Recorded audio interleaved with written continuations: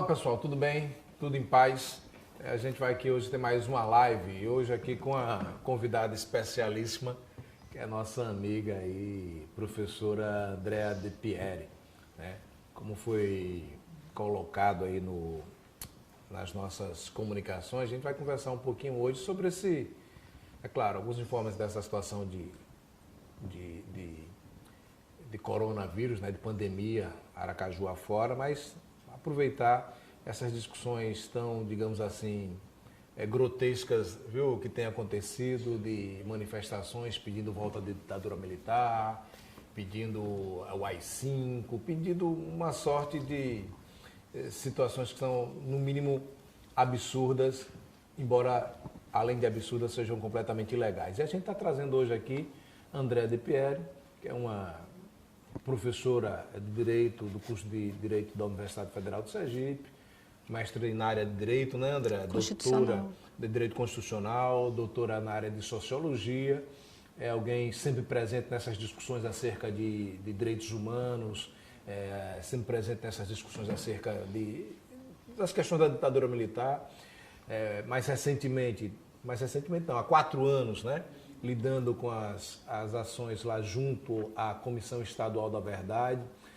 André é membro dessa comissão e tem uma participação muito efetiva, teve uma participação muito efetiva lá na Comissão da Verdade, que foi implantada ainda no governo do Jackson Barreto. Eu tive o privilégio e a honra de fazer parte do governo nesse período, de estar lá à frente dos direitos humanos no governo do Estado. E André, que fez um papel ali extraordinário nessa comissão, que está aí a vias de produzir o relatório final da comissão. Queria também, antes de a gente entrar exatamente no ponto, agradecer a vocês que têm participado, vocês que já fizeram questionamentos, vocês que têm participado aqui das nossas lives, né, frequentemente. Agradecer o pessoal da comunicação e, mais uma vez, lamentar, né, esse estádio de corona.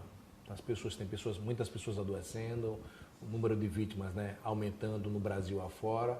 Lamentar que um abraço e um conforto para os familiares e amigos dessas vítimas, né, na esperança de que a gente possa superar esse momento assim tão complicado, tão delicado e tão fora da curva de normalidade que a gente está vivendo aqui. Aí queria, André, era um pouco dessa conversa. Queria começar com você essa conversa a partir de um dado que não existia quando a gente fez o convite para você vir para cá, que é essa saída do Moro, né? Parece que são coisas, a gente está chamando aqui para discutir sobre essa ideia de volta da ditadura militar, de intervenção, blá, blá, blá. Pode parecer que essas coisas estão dissociadas, mas uma questão que sempre se colocava era: cadê o ministro Moro, que não tem tomado um posicionamento diante dos crimes de responsabilidade do presidente, que alguns colocavam como isso? Queria que você começasse por aí. E com sua característica sempre muito didática, que negócio é esse chamado de crime de responsabilidade, né? Sim. Que as pessoas falam muito, a mídia fala muito. Eu tenho lá eu sei lá mais ou menos o que é isso, mas aí para o grande público, para as pessoas que estão nos ouvindo, de repente, o que é isso? Ele tinha que agir mesmo enquanto ministro, não tinha que agir, houve crime? Só uma bola para você poder, quem sabe, começar a partir de um assunto que não existia ainda quando a gente pensou na live, né? Sim, boa noite, né, primeiro. Obrigada pelo convite. Eu que agradeço, boa noite você. Eu saí da quarentena Estou de quarentena, estou de férias também, oficialmente, né? Já estava com as férias marcadas, então estou bem recolhida mesmo, assim. Acho que esse é um primeiro movimento que eu faço, sei lá, desde o dia 16 de março, enfim. E fiz algumas bancas, né, à distância, mas só isso. Então, assim, eu tenho pensado muito, lido muito, assistido muita notícia, me angustiado muito, né, com a situação que a gente está vivendo, porque a gente tem uma pandemia que é grave, imponderável, e junto com isso, no Brasil, a gente tem uma situação política que é muito difícil, em que as coisas mudam o tempo inteiro, né, da mudança no Ministério da Saúde, o debate sobre o confinamento, se afrouxa, se não afrouxa o confinamento. E agora, hoje, a saída do ministro Moro, sob a alegação de que ele não aceitaria uma intervenção na polícia. Eu acho que o que tudo isso tem em comum, se eu pudesse assim, sintetizar, é que somos todos diferentes, vivemos todos juntos. O presidente Bolsonaro é um presidente que era de oposição, né? Em face, pelo menos, dos governos do PT, que se colocou como novo. Então, o presidente Bolsonaro representa, de alguma maneira, alternância de poder na presidência da República. Só que, assim, a estrutura normativa brasileira não mudou. Então, a gente tem uma mesma Constituição. E essa estrutura normativa é o que permite que nós todos, nas nossas diferenças, inclusive político-ideológicas, religiosas, todas elas, né? Como é que a gente faz para viver todo mundo junto? A gente estabelece um marco de cooperação e de organização da vida em conjunto. Esse marco é a Constituição. E essa Constituição é uma Constituição democrática, e isso significa que existem divisões, né, no exercício do poder. O poder de Estado ele é uno, mas existem divisões funcionais desse poder. E essas divisões funcionais não servem para atrapalhar a vida de ninguém, mas servem justamente para que a gente possa ponderar as decisões aqui e ali. E uma outra coisa é que o Brasil, a partir da redemocratização, foi fortalecendo as suas instituições. Então, é muito importante que o Ministério Público tenha autonomia, que a Polícia Federal desenvolva o seu trabalho. O ministro Moro fala isso, né? Que nem durante a Lava Jato ele sofreu interferência. Por quê? Porque isso era um ganho democrático que vinha sendo construído, tá? Desde a democratização. Então, é muito importante que as universidades tenham autonomia, né? Então, tem uma maneira de funcionar do Estado brasileiro que não é só do Estado brasileiro, que é decorrente do próprio modelo democrático, né? Que faz com que a coisa deva funcionar com o poder dividido, tensionado. Isso é normal na democracia. Que é natural do Estado Democrático de Direito. E que é muito bom, né? Sim. Pensar o contrário disso é colocar por terra toda essa institucionalidade que você está colocando aqui para a gente. Então, e isso, aí acho que assim, na crise que a gente vive, o que acontece é que parece que a gente não pactua mais isso. Então, assim, parece que a gente não acredita mais em um Estado democrático e que a Constituição de 88 não tem mais valor. Então, para algumas pessoas, olha, o presidente não consegue governar como ele queria, ou como nós, seus partidários, queríamos, então a gente precisa mudar a Constituição, a gente precisa ter mais concentração de poder, a gente precisa acabar com os controles, sejam os controles parlamentar ou judiciário, que é típico da democracia, é básico. Tá parecendo, né? O Brasil está parecendo muito briga de torcida, né? De Sergipe Confiança, se um não ganha, precisa mudar a regra do futebol. É como que fosse... Não tem como. Então, assim, o que eu acho, assim, o que me preocupa, e aí faço até um pouco assim, o que me preocupa e me atormenta pessoalmente, é o seguinte, como é que nós chegamos nesse lugar de negação do básico, certo? Onde foi que, por exemplo, eu, como uma professora de Direito, que durante muitos anos, inclusive, trabalhei na rede de educação e direitos humanos para as polícias, o que deu errado, o que a gente deixou de fazer para que uma parte da população entendesse ou fosse conduzida a pensar que a volta de um instrumento como o AI-5 seria interessante? Se eu fosse uma professora de ciências, eu talvez estivesse me perguntando agora, o que é que nós fizemos de errado para uma parcela da população estar acreditando que a Terra é plana? Sim. Sabe? Tem um problema cognitivo, tem um problema grave. Então, assim, eu também me pergunto, o que a gente deixou de fazer, que tipo de mecanismo de educação faltou para que a gente entendesse que um governo autoritário não é uma coisa boa para ninguém, né?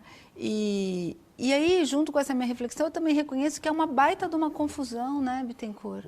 André, mas você consegue enxergar, por exemplo, que fio é que foi tecido para chegar, para a gente estar onde está? Por exemplo, a gente passou por um momento de muita profusão sob o ponto de vista da amplificação dos direitos, né, pós-Constituição, das organizações, né, sociais nos governos Lula e Dilma, da ampliação do acesso, né, ao saber a partir das universidades e, portanto, em tese, né, esse discurso de ciência se ampliando, né, para uma base que estava distante disso. É isso que eu comento. Eu seria incapaz, fui incapaz de imaginar que nós retrocederíamos tanto. É isso. O que foi que aconteceu, isso que você coloca, o que é que aconteceu para a gente agora pensar que a Terra é plana? Foi que aconteceu para alguém ir à rua numa manifestação pedir para que seja instituído uma ditadura que impede manifestação? Né?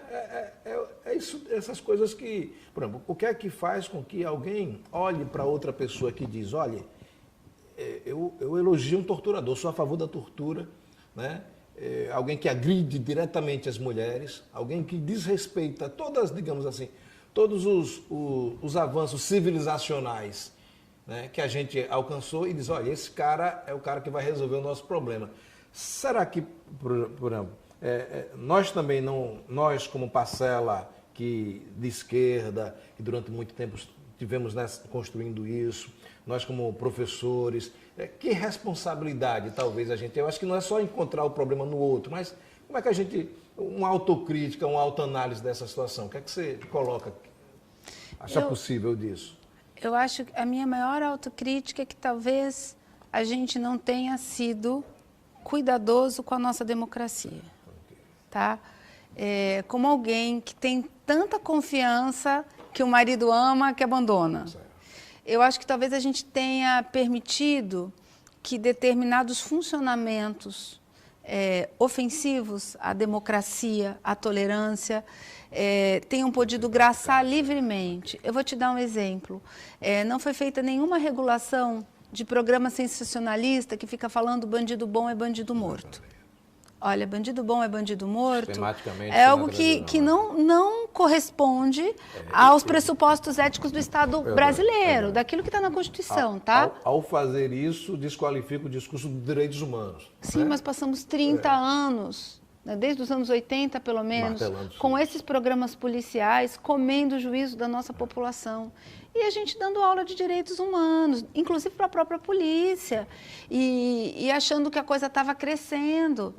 Tanto que o professor Luciano Oliveira chama a atenção que no impeachment da Dilma, quando alguém levantou um livro A Verdade Sufocada, que é o livro do Ustra, o livro já estava numa edição muito avançada.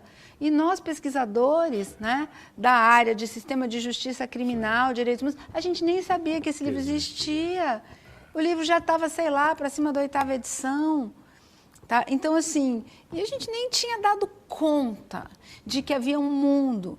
Então, tem um mundo de ideias e de ideias que muitas vezes são atravessadas porque partem de premissas que são falsas. Né? É muito fácil comunicar o grotesco. É muito difícil comunicar o que tem alguma sutileza.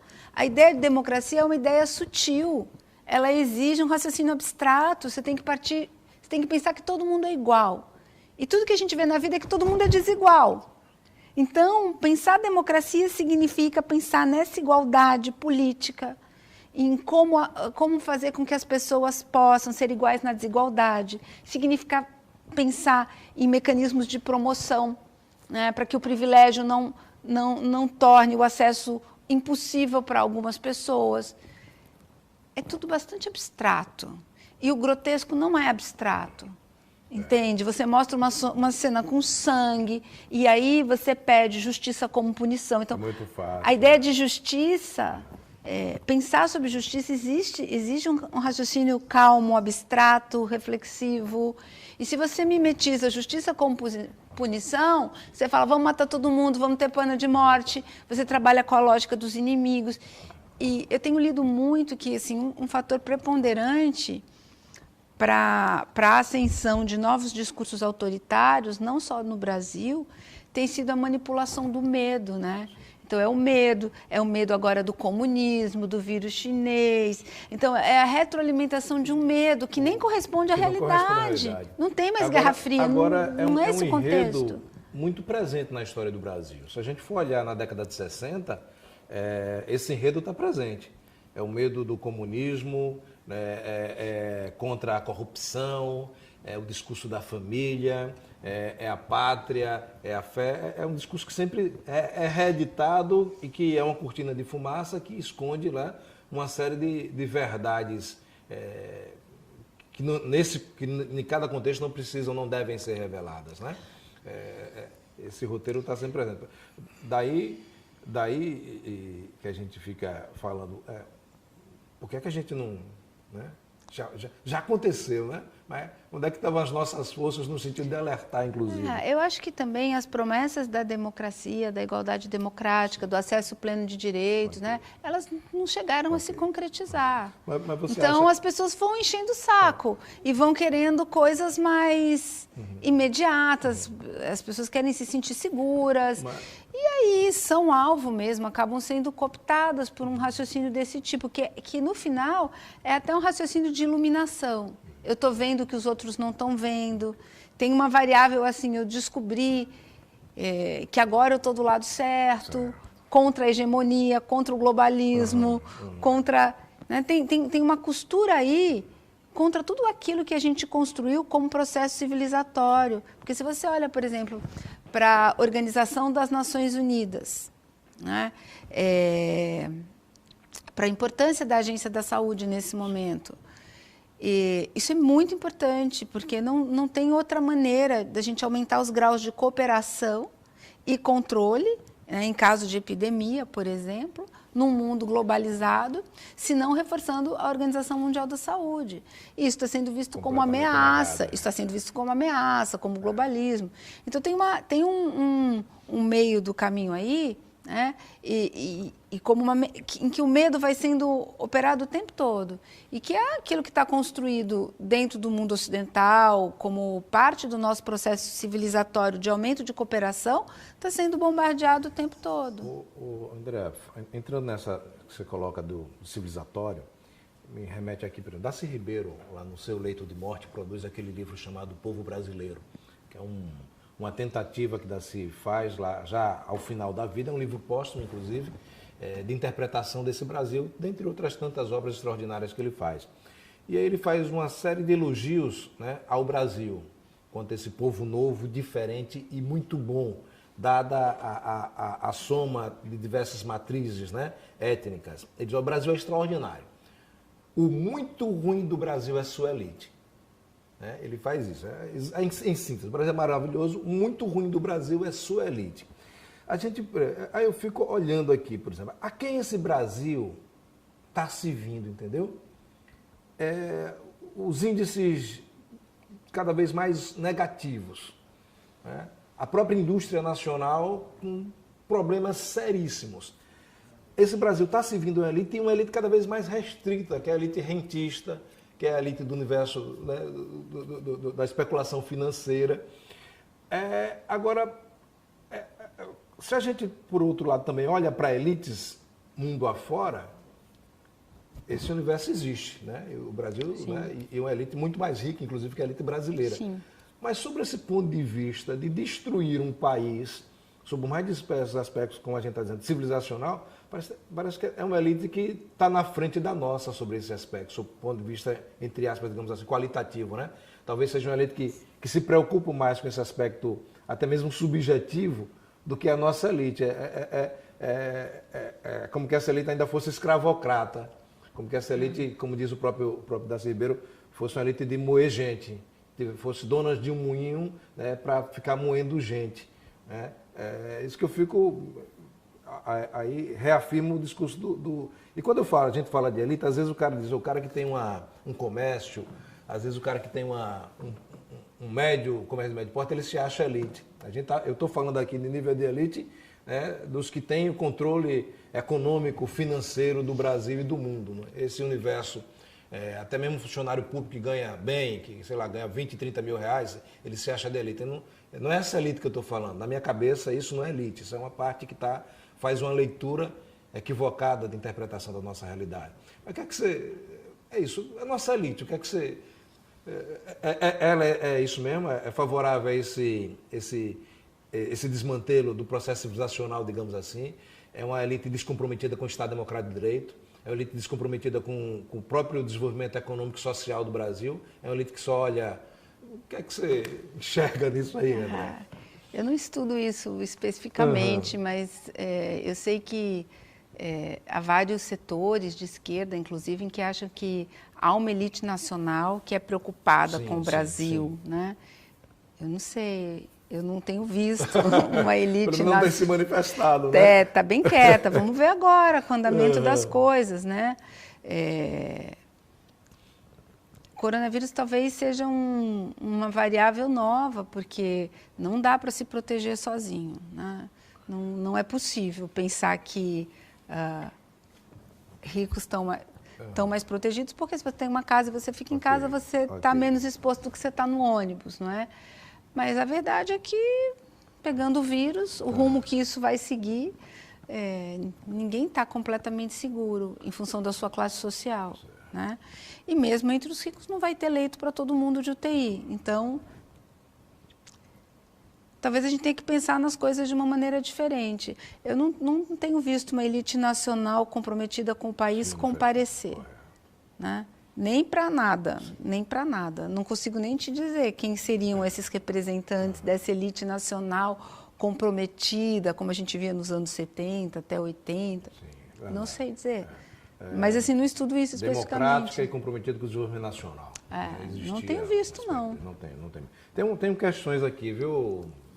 O Lucas está colocando aqui para a gente aqui.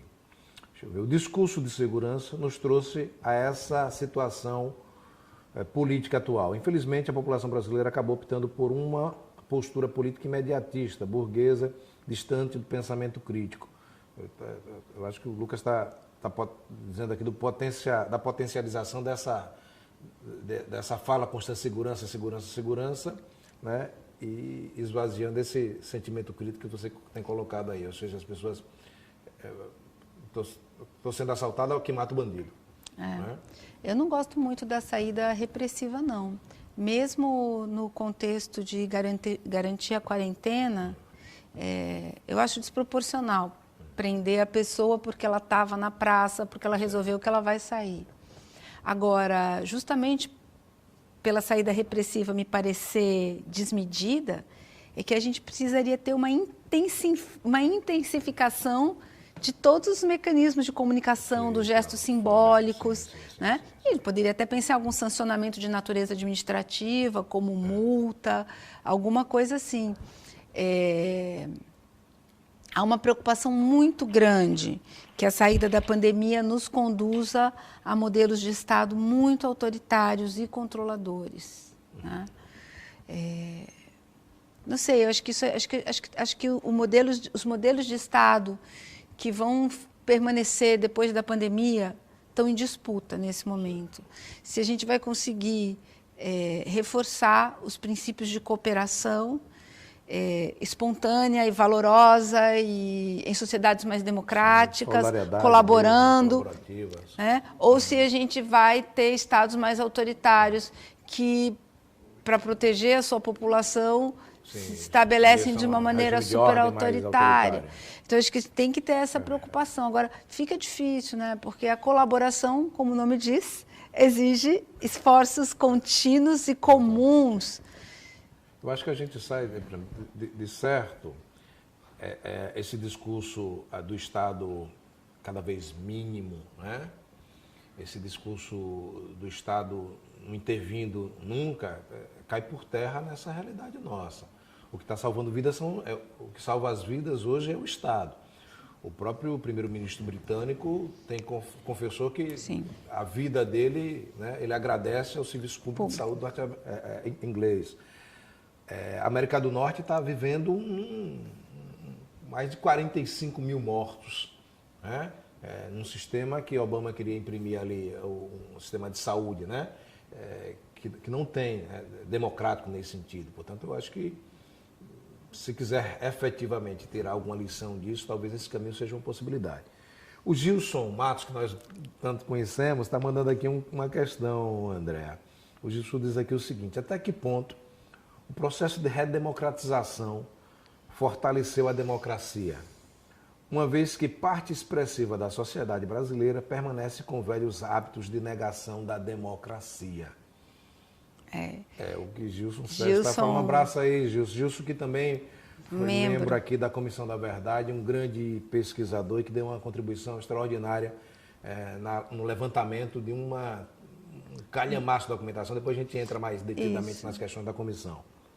Então, a transição brasileira para a democracia foi uma transição incompleta. Porque se de um lado a gente produziu uma nova Constituição Federal, um novo marco normativo, nós precisaríamos ter prestado mais atenção aos funcionamentos institucionais, do meu ponto de vista. A gente não fez isso, a gente tocou o barco daí para frente, né? A Comissão Nacional da Verdade é muito tardia, né? E a gente tem problemas mesmo de transparência, a gente tem problemas de autoritarismo no funcionamento das instituições. Das instituições que eu estou falando das universidades, das diretoras de escola, dos secretários de Estado das prefeituras, entende? A nossa maneira de pensar a política é ainda muito autoritária, de pensar a gestão é autoritária. Porque nós, como país, somos autoritários, talvez esse seja o problema, né? Porque não dá para a gente ficar só pondo nas costas dos outros. A gente tem um fazer que é muito autoritário. E a nossa transição não deu conta disso. Então, assim, a gente tem uma democracia formal, um novo diploma legal, mas a gente manteve práticas muito autoritárias. E uma prova disso é que essa movimentação de levante agora contra o texto constitucional, ela é de natureza autoritária também. Esse autoritarismo estava ali, ele não foi trabalhado em nenhum nível. Me parece que a memória, por exemplo, é uma estratégia, uma ferramenta importante para a gente combater ou para a gente trabalhar essa herança autoritária que a gente tem. A gente precisa entender que a gente tem, é melhor aceitar para começar a trabalhar com isso. E que essa discussão da memória, do resgate, foi uma discussão muito dura e sofreu muita resistência para que, até onde foi efetivada, fosse efetivada. Será que nós temos um infeliz vício de colocar muitas coisas embaixo do tapete?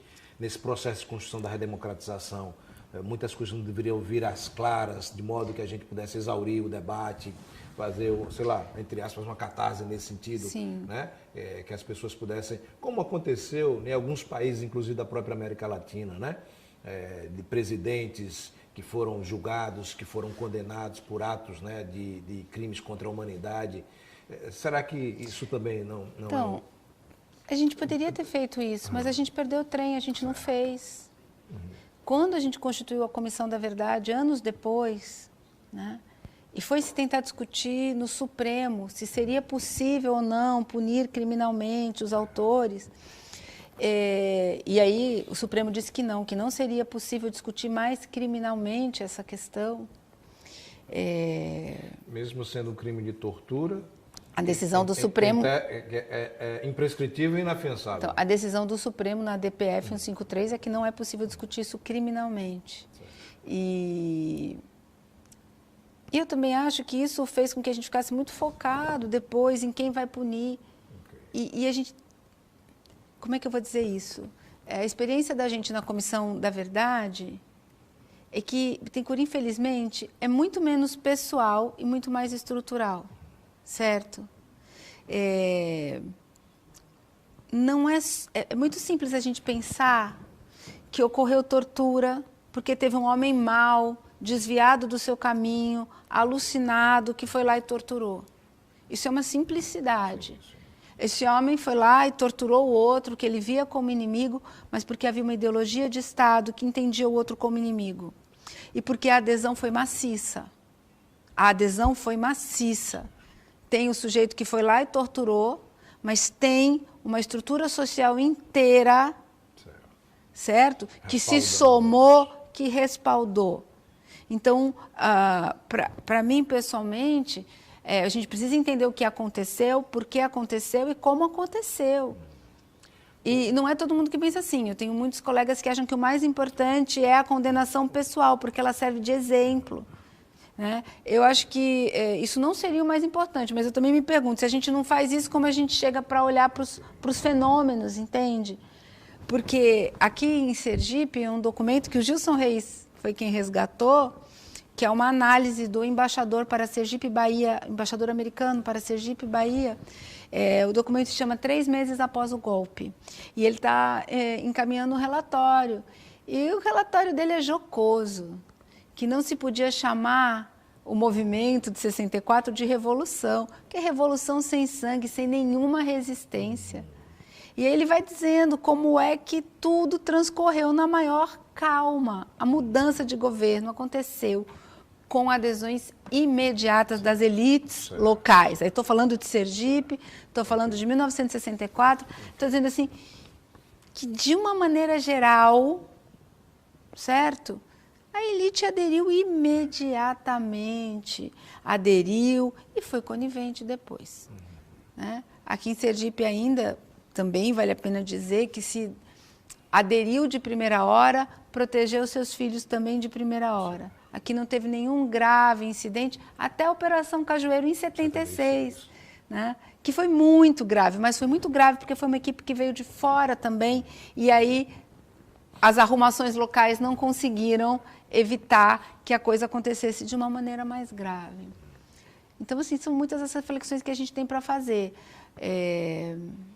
Na melhor das hipóteses, a gente pode pensar que, não sei se está tudo perdido, mas eu acho que a gente pode pensar que talvez seja o velho mundo esperneando também, sabe? Diante das conquistas que foram obtidas, de acesso, de democratização da universidade. Tem gente que não se conforma com tanto preto na universidade. Não se conforma, tem raiva, porque seus filhos não estão lá, quer acabar com a universidade. Então, a gente teve muitos avanços, né? E há setores que estão aí tentando derrubar esses avanços, há outros setores tentando consolidar. A velha elite nacional, excludente, né? Emburrecedora.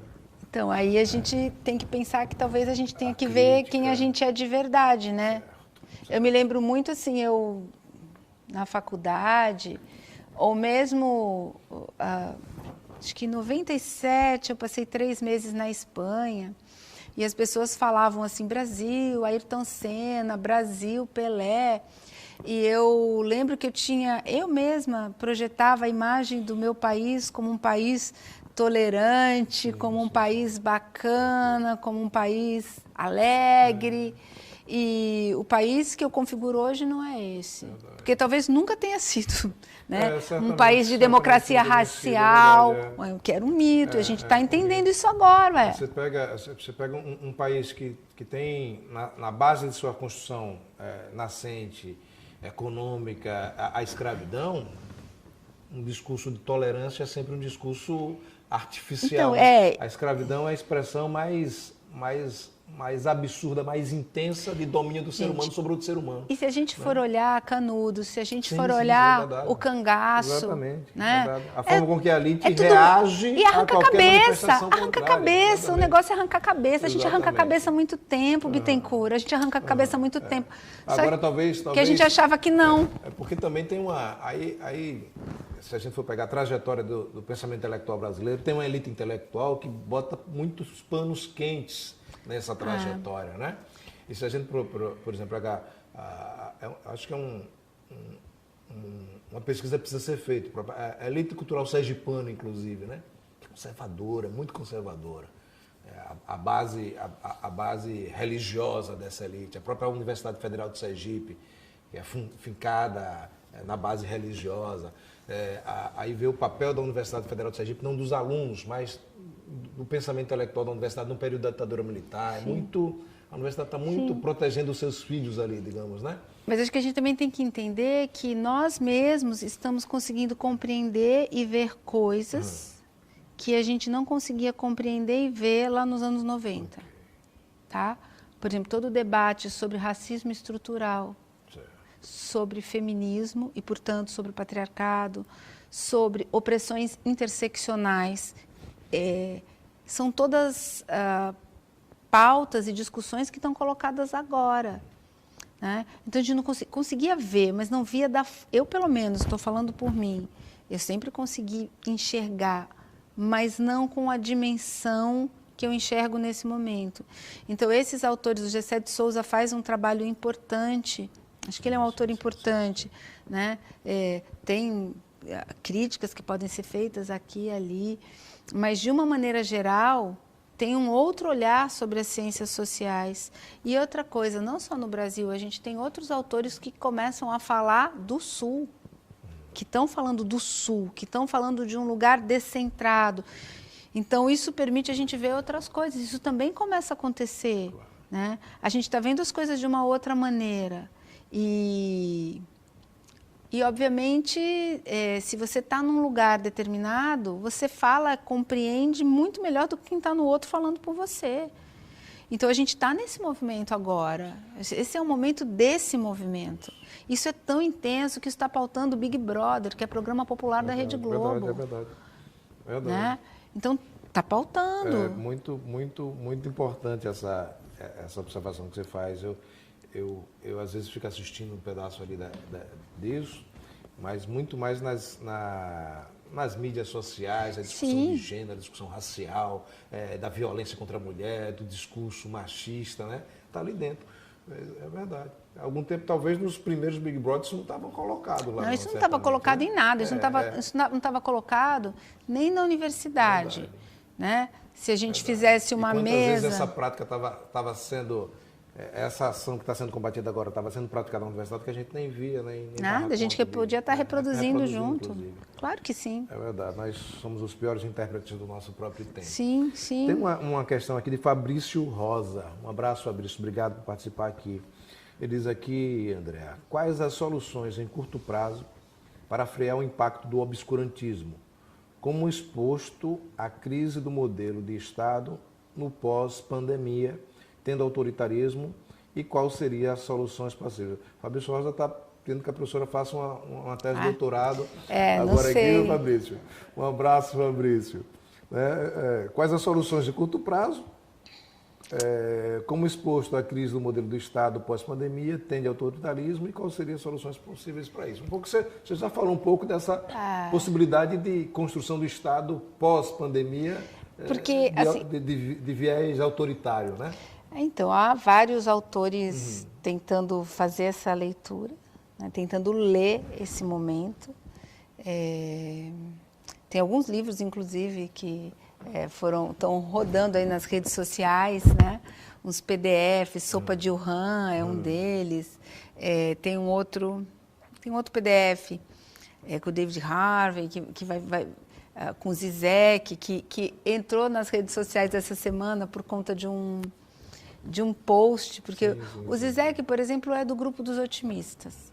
Ele acha que no pós-pandemia haveria um reforço da solidariedade internacional, um reforço da Organização Mundial da Saúde, e que é uma oportunidade para botar um freio no financismo, para as grandes fortunas no mundo inteiro poderem ter algum tipo de redistribuição, porque a gente teria que se preparar para outras pandemias. Outras pandemias, porque as coisas indicam que isso pode acontecer. Então, a gente tem é uma contingência que pode vir. Né? Então, que a gente teria que estar preparado. Mas a gente poderia se preparar para a contingência. Sim, claro. Né?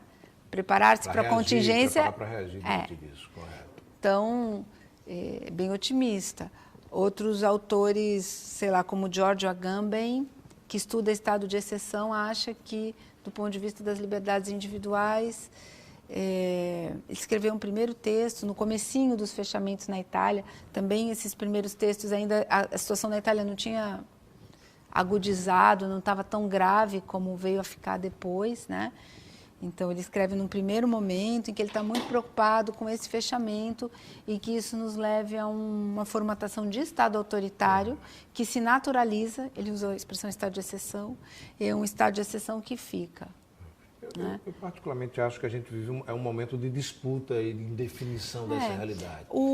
Aí acho que são as forças majoritárias em cada um dessa região, eu acho que vai acabar tendendo para um caminho.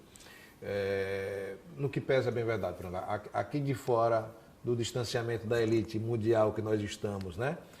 talvez o discurso da solidariedade, né, da relação colaborativa, do respeito, tal, do bem-estar social fosse o mais...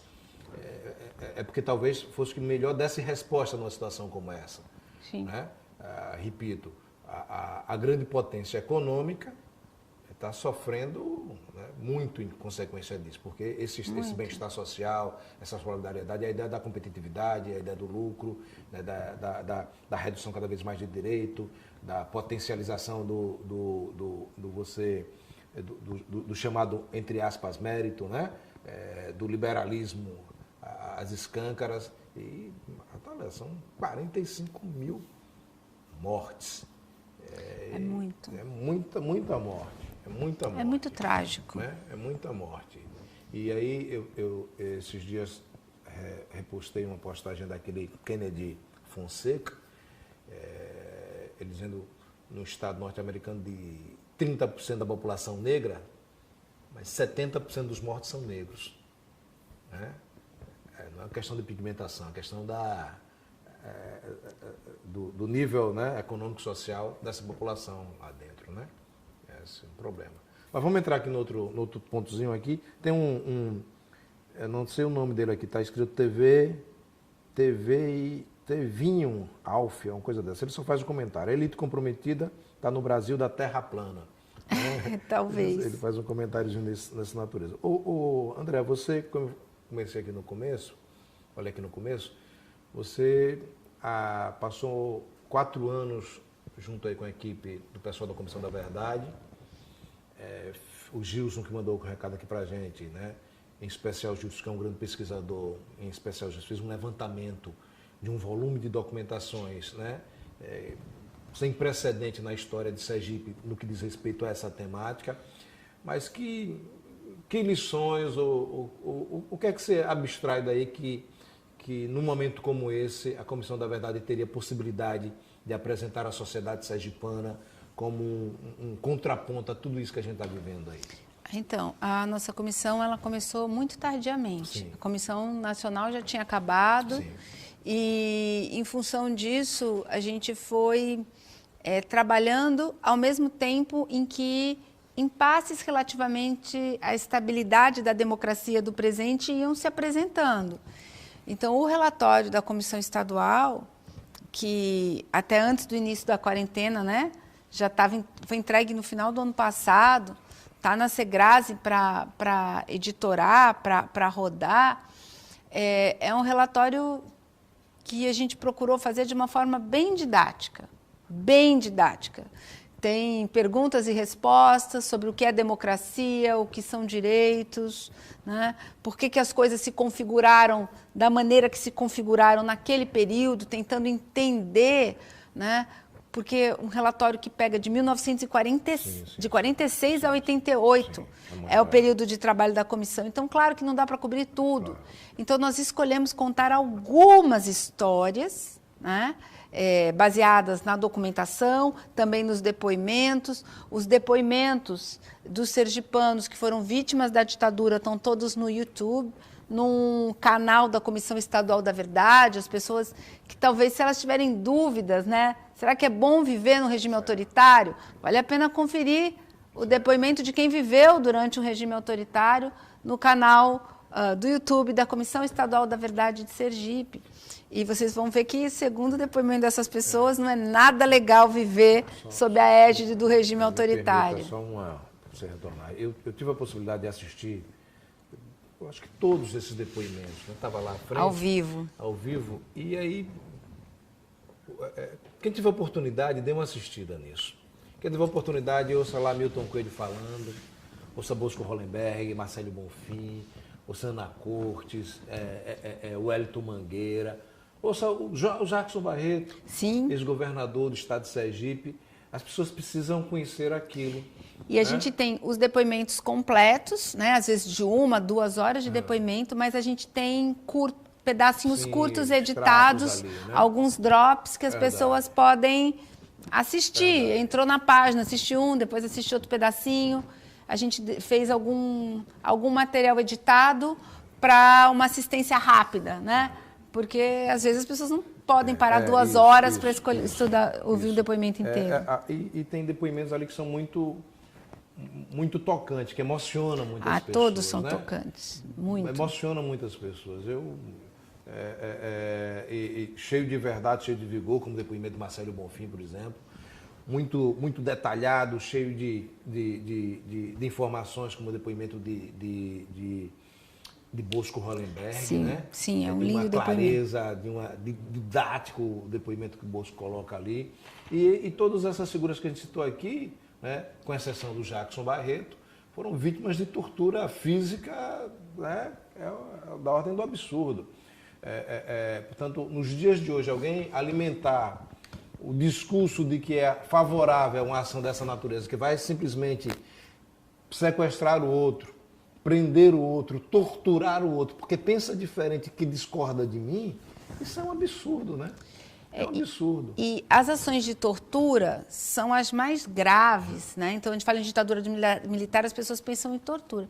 Mas a gente precisa recuperar que, por exemplo, no ato 1, todos os funcionários públicos, inclusive os militares de carreira, oficiais, que pudessem representar a oposição, foi todo mundo perdeu emprego. Exatamente. E as pessoas que passavam por esses procedimentos de cassação, elas também depois, uma parte delas foram levadas à prisão para esclarecimentos e depois elas não tinham mais a folha corrida. Então elas também não conseguiam arranjar emprego na iniciativa privada. Então tinha um mecanismo que fazia com que os opositores sofressem uma espécie de morte civil. Porque, por exemplo, você é um professor, você não pode mais dar aula. Ou você é um funcionário dos Correios, ou você é um funcionário da ferrovia. Então, as pessoas foram aposentadas, quem tinha tempo para aposentar, quem não tinha foi demitido. E, a partir daí, há uma perseguição em que a pessoa não consegue mais se colocar no mundo do trabalho. Então, é uma espécie de morte civil. Arrebentava as pessoas de uma tal maneira que, se você passa fome, se você não tem mais emprego, se você está numa situação tal, você não consegue mais reagir, entende? Era uma maneira de quebrar qualquer possibilidade de resistência. E é muito sutil, né? E é muito cruel. Então, o direito de manifestação que foi retirado, o habeas corpus que foi retirado. O habeas corpus é uma garantia tradicional, né, do direito, que é você ter o direito de, numa prisão, e ver um juiz. O habeas corpus foi suspenso. As prisões, elas eram legalmente incomunicáveis, então as pessoas desapareciam. Então, há um conjunto aí de procedimentos, de funcionamentos de Estado que não são aceitáveis. E que não são aceitáveis. Eu imagino que quem botou lá o seu cartazinho e foi queremos a volta do AI-5, não tem consciência do que era o pacote AI-5, entende? Porque, inclusive, dentro da lógica do pacote AI-5, ela não poderia estar se manifestando. Ela está pedindo, venha uma coisa que me impeça de amanhã estar aqui me manifestando. Acho que as pessoas querem mais alguma coisa que resolva milagrosamente, né? Mas não viu, o AI-5. Você falou aí de pesquisa de 46, foi isso? 46, 88. Mas esse sistema de repressão, de vigilância, vocês encontraram documentos até quando? Por exemplo, eu fui presidente do Diretório Central de Justiça da UFES em 1990 e sei que vocês fizeram, Gilson lá fez levantamento de documentação, tem documentação que cita meu nome em 1990. 90, em tese, a ditadura já tinha acabado, isso tudo, né? Mas me parece que existia um aparato de informação de segurança. Sim. Isso ainda existe hoje? De que forma? Como é que isso está formatado? O que é que isso está colocado? Então, isso foi jogado na lata do lixo? O Serviço Nacional de Informação se transformou na ABIN, tá? Que é a agência brasileira. Então, os serviços de informação, eles precisam existir, porque eles são serviços que funcionam para proteger um Estado-nação. Só que é sempre um dilema. Por quê? Porque a regra básica da democracia é a transparência. E a regra básica do funcionamento dos serviços de informação é o sigilo.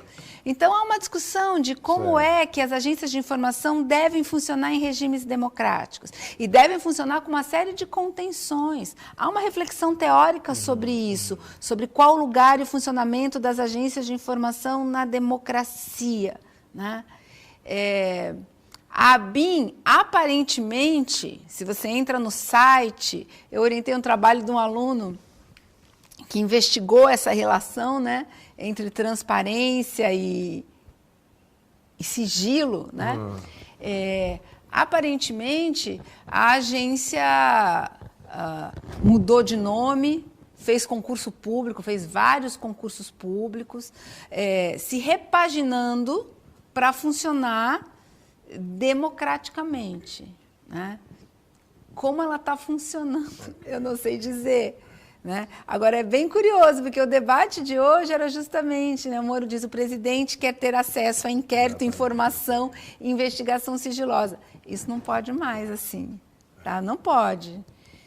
O problema do sigilo é um grande problema, seja relativamente a esses funcionamentos de Estado, seja relativamente às empresas que roubam nossos dados e os nossos metadados, né? Que é isso. A pessoa tem lá um Facebook, foi o escândalo da Cambridge Analytica, por exemplo, a pessoa tem lá um Facebook, responde algumas perguntas, o Facebook prometia guardar os seus dados pessoais, mas não os seus metadados. Os seus metadados foram processados, os seus não, né? Das pessoas que estavam, no caso dos Estados Unidos e no caso do Brexit na Inglaterra. Eu não sei se no Brasil isso chegou a ocorrer, mas a partir daí se começa um novo tipo de abordagem a partir de dados sensíveis das pessoas e sigilosos. Então tem muita coisa nova acontecendo aí para a gente pensar. Ô André, a gente já está com 5 minutinhos aí. Eu queria só mais uma coisa, retornando à Comissão da Verdade. Vocês levantaram que quantitativo de documento, como é que está formatado aí essa proposta de relatório? Se as pessoas amanhã, o estudante, pesquisador, quiser ter acesso a essa documentação, onde é que isso será disponibilizado, o que será possível, o que é que está certo, o que é que tem certo?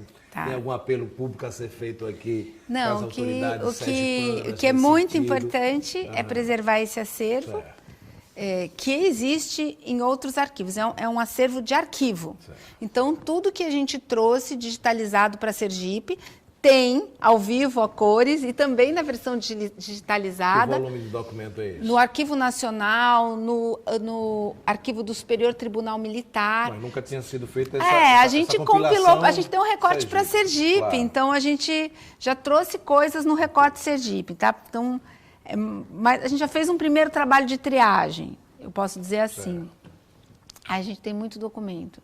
Acho que a gente tem em torno de 4 terabytes de documento digitalizado. É muita coisa. Tá? Então, assim, a gente tem documento de todo tipo que vocês puderem imaginar. A gente tem um acervo SNI gigante, a gente tem um acervo STM gigante e a gente não conseguiu trabalhar com tudo. Como eu disse, a gente contou algumas histórias, tem muito mais para ser olhado. Superior Tribunal Militar.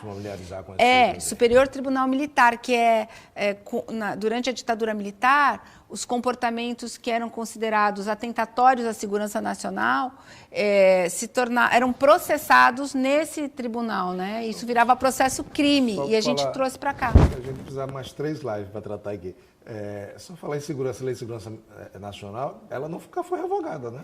Então, a gente teve várias leis de segurança nacional. A gente tem uma última lei de quando? Acho que é de 83. Certo, ainda no período da ditadura militar, né? E continua vigente, mas a lei de segurança nacional, então, ela basicamente diz que não se pode atentar contra as regras do jogo. Okay.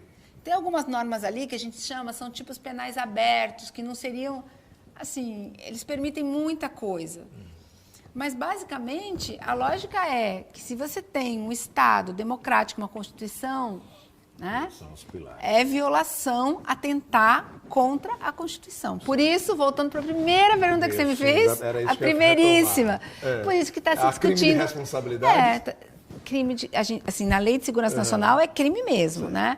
O crime de responsabilidade está previsto na Constituição, que são ações que são atentatórias desse modelo constitucional. Quem sai à rua dizendo eu quero ditadura, quem sai à rua eu quero a AI-5, quem sai à rua fez Congresso, fez Supremo. Então, aí a gente teria que ver exatamente que manifestação é. Eu acho, assim, que algumas dessas manifestações até poderiam enquadrar em algum artigo da Lei de Segurança Nacional. Certo. A gente teria que ver com cuidado, mas no caso da Presidência da República, Certo. a discussão que se faz é que alguns comportamentos dos últimos dias aí se enquadram na previsão constitucional de crime de responsabilidade. Ele inspirado no francês, ele disse: a Constituição sou eu, né? Então, é isso. Faltou dizer, l'État c'est moi, o Estado sou eu, né? Inclusive, o Moro hoje caiu arrolando crimes de responsabilidade, né? Para um jurista, a gente sabe que isso não... A narrativa é toda arrumada. É um conjunto de crimes de responsabilidade que permitem impeachment, que foi arrolado na fala dele essa manhã. Então, não sei o que vai acontecer, vamos acompanhar aí. Tá certo. É isso, né, pessoal? André, eu queria agradecer muito esse bate-papo aqui da gente. Teríamos uma opção de coisa ainda para tratar. Eu agradeço também. Gente aqui fazendo questionamento, agradecendo, participando aqui. Alunos seus aí acompanhando. E queria, Estou pessoal, com saudade deles. Isso também, dos abraços, José. Eu estava dando aula virtual, o pessoal lá do curso de História, lá na Universidade de Tiradentes.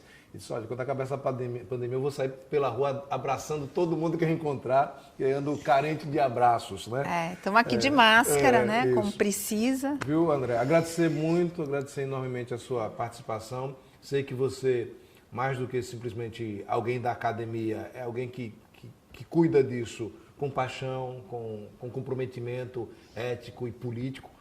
Essa sua forma de pensar não é apenas um discurso de uma acadêmica, né, da área de sociologia ou da área do direito, mas é o discurso de alguém realmente comprometido com o seu discurso aí, né, de democracia, de Estado Democrático de Direitos Humanos, de liberdade, e da política na mais alta, digamos assim, escala, como instrumento efetivo de mudança positiva da vida das pessoas.